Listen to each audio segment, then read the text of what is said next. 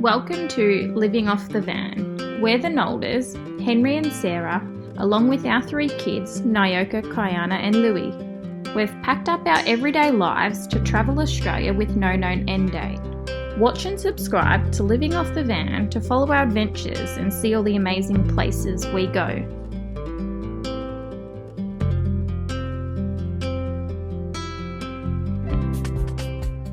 We're selling our house.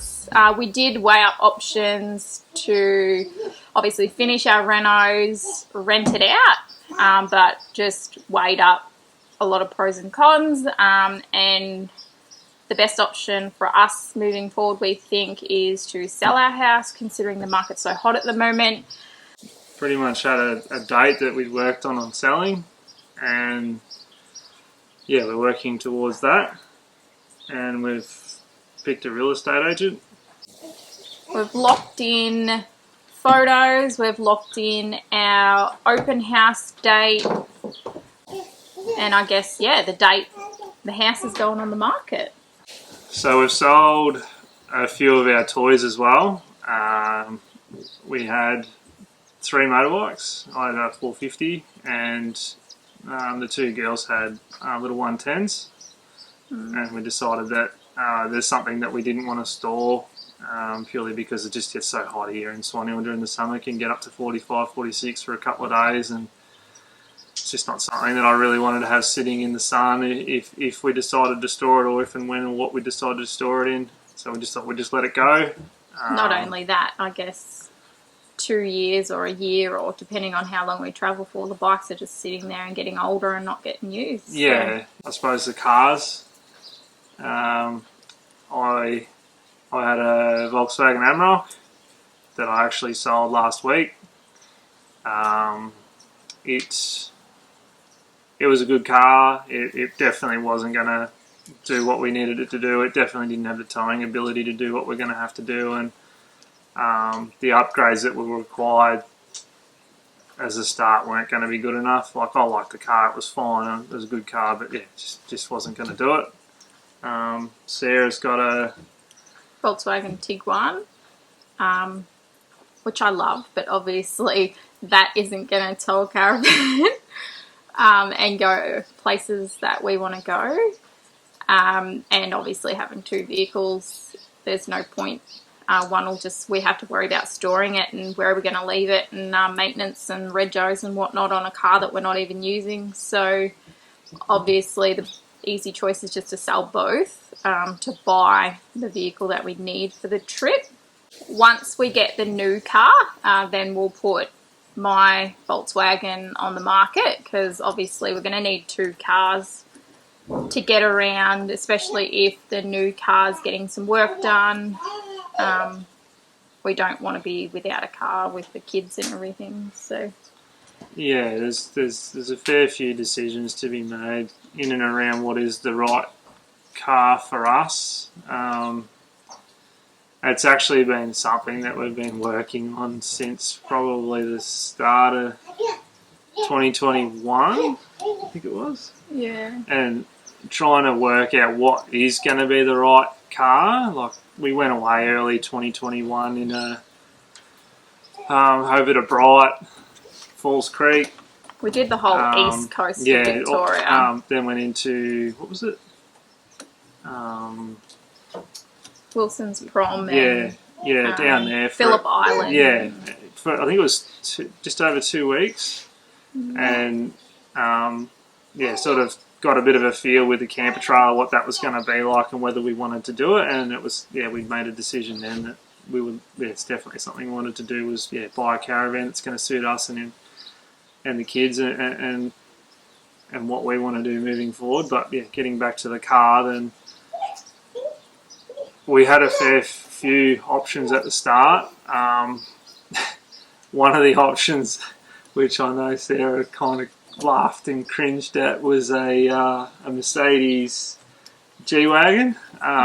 There was one online for quite a while that was cool, like that would be something I reckon that I would have liked to have had. It was just me and Sarah travelling around without the kids, but it was decked out. Like, it looked slim and sleek, and it had a worn winch and a half semi bar and stuff on it. It was pretty cool. Like I said, like that would have been cool, but just impractical, really. I think. The other option was a patrol, Y62. They ticked all the boxes. The only real issues I had personally with them was fuel. Can't get it. So you'd have to carry extra jerry cans around and constantly just topping up. Oh, that's just frustrating. But, yeah, that's pretty much that and parts. We don't know how readily available parts. They're relatively still a new car in Australia, and that, they are a cool little bit of machine. And what I have seen people doing with them is quite cool. But anyway, that was another option. Toyota Land Cruiser division was a 76 series, 79 series, or a 200. Yeah. 79 series was just straight up no, because been in and around them for pretty much most of my life, and I think they're good at what they do in the agricultural sector, but as soon as you're trying to pull vans and going off road and just family orientated, it's just literally comfort. Like just the aircon alone, massive difference there. So that ruled that out.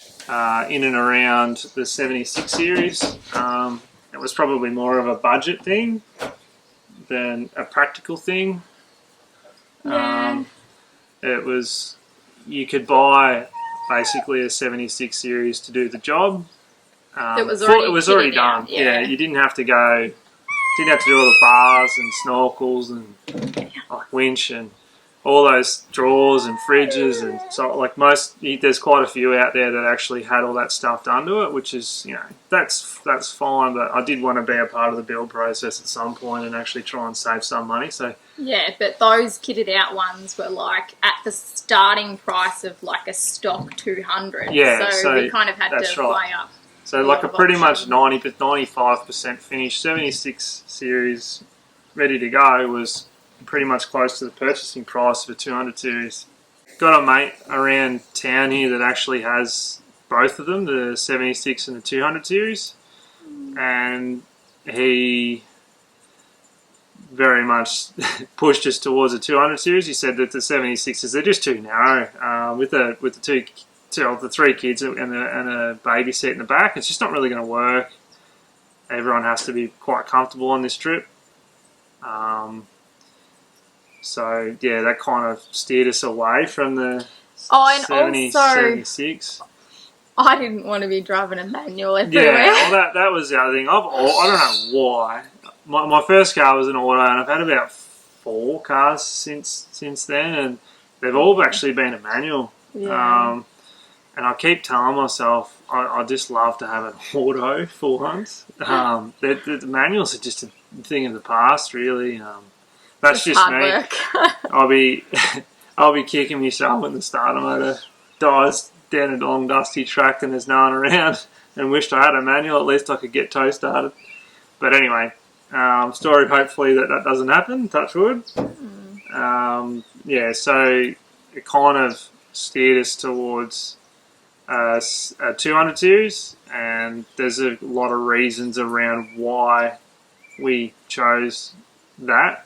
Mainly, the biggest reason was in and around the van. Like, we wanted to make sure that it had the ability to tow without an issue. It needed to be able to be, like, for example, payload in the van and the car.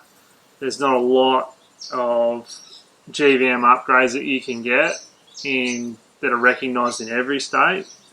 But for some reason, in and around the 200 series and the 79s and the 76s, their kits are designed and tailored in and around GVM upgrades for towing as well as GVM for the car. So that kind of was like, I guess, the final decision in what we had to do. So being a family of 5, I think being able to have more payload with a GVM upgrade in the car, and then upgrading the towing to be able to have a higher payload in the van as well is kind of ideal, and what we need, I think. Yeah, it is a hard decision because it's not cheap. Like, if you, out of a lot of the Facebook and YouTubes that we've been watching, and a lot of them, they love to get, they make the right decision on the van. That's fine. It's always the car. The car's the one that they always come unstuck on. Like, they always like, oh, this is what we've got, and I'm like, I don't want to make that mistake. I think if we can save $2,000 or $3,000 or $4,000 by making the right decision on the right car to begin with before we do any planning of the van and in and around that. That's why we ended up making a decision on the 200 series. So just having those options available if we need them. So we decided just to go with the 200 series and keep it simple. And if we need a GVM upgrade moving forward, that's fine. We can do that. So Yes. So we have picked our car. Well, we've found our car and put a deposit down, which is exciting. The only downside about the car 200s at the moment is they've got a massive COVID tax on them. And unfortunately, we're paying a little bit more than I would have liked to have paid. It's kind of sort of eating into our build budget, but it's very close with the one that we've found, and it's been sitting online for a little while, and we sort of we rang up the dealership. Hesitated a lot and looked at a lot of different ones, called the dealership, and then decided, no, we'll leave it for now. And then we looked at other ones, and then we just kept going back to that one. So. Yeah, Sarah actually found that one on Country Cars. I think that's why it didn't sell so quick. So it's kind of a blessing in disguise. Yeah, living in the country. Yeah.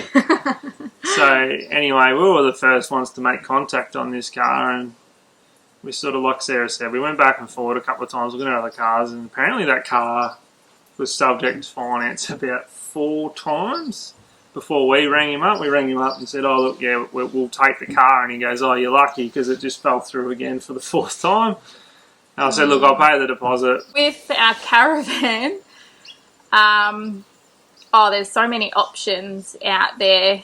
Trying to work out which is the right van for the family. Mainly our oldest daughter, because she's quite tall. I'm 6 foot, and like what are you? I don't know, but she's taller than me pretty much now.